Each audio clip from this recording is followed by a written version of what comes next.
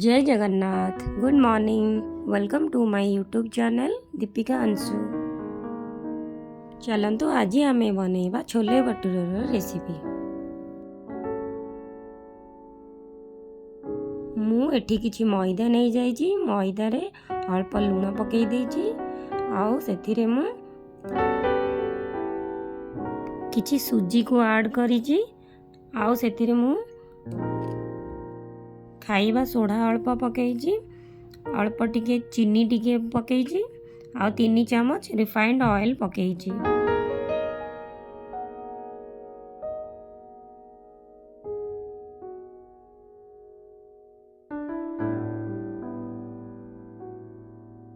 एवं सेथिरे मु अल्प दही भी ऐड करि नेछि। ए सब को भलो भाबरे हमें मिसेकी गोटे भलो डो तैयारी करिबा।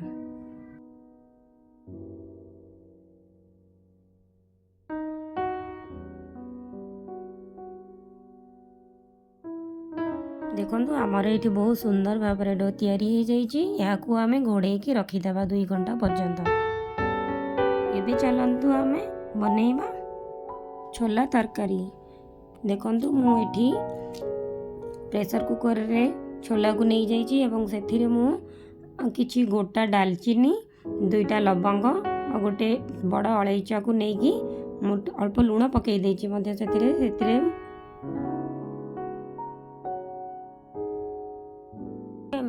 को 4 ରୁ 5टा सीटी आसवा पर्यंत छाड़िबा। देखंतु मसला पाई मुझे पियाज अदा रसुण टमाटो कंचा लंका ए सब को छोट छोट काटी करिकी मु नहीं जाइछि। मु एथिरे किछि गोटा मसला को मध्य ऐड करिकी बाटी नहीं जाइछि। टमाटो को मु प्यूरी बनई देछि एवं एथिरे कड़ाई बसैकी मु सोरिष तेल नेछि। सोरिष तेल रे टी अल्प किछि चीनी को मु देछि। चीनीटा पकैला माने हमर टिके कलर भलो आसीबो। सेति पई मु चीनी ऐड करिछि। सेतिरे किछि तेजपत्ता जीरा आउ मु अल्प पियाज को काटिकी ताको एमती भाजी नेछि। तापरे आमे जो बाटे जाइथिबा मसला को मु सेतिरे ऐड करि नेछि।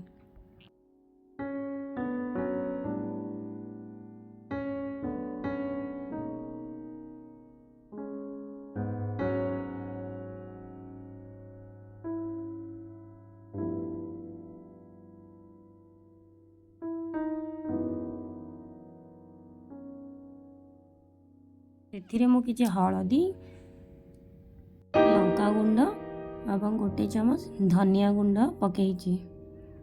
अल्प किछि लूण पकई सारला परे आमे याकू भलो भाबरे मसलाटा कषिबा पे छाड़ी देबा।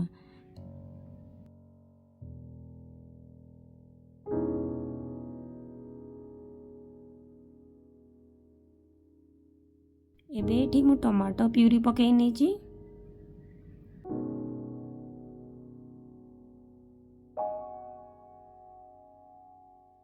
मु एटी एवरेस्ट छोला मसला पकईछि।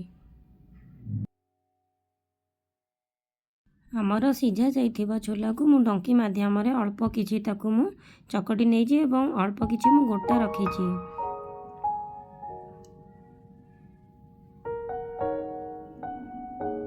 मसला एटी देखंतु हेई आसलानी। या परे मु छोले को ढाली नेबी।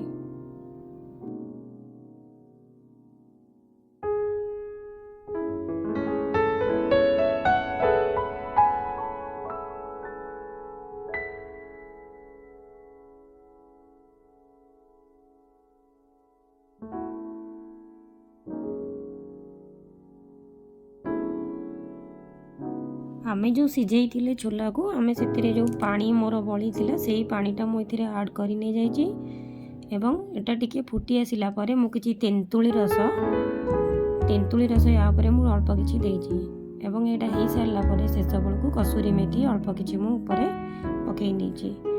वर्तमान देखंतु हमर छोला रेडी हेई सारछि।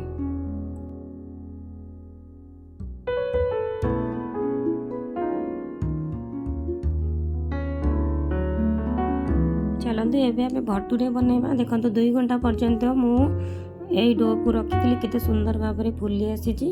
आमे एबे याको तेल कड़ाई रे छाणीबा। देखंतु एठी मोर भटूरे केते सुंदर भाव में fully आसीछि।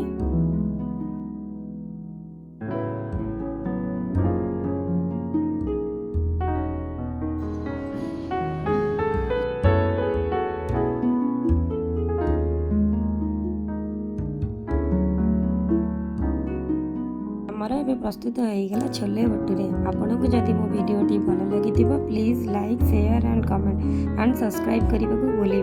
Deepika Anshu, thank you.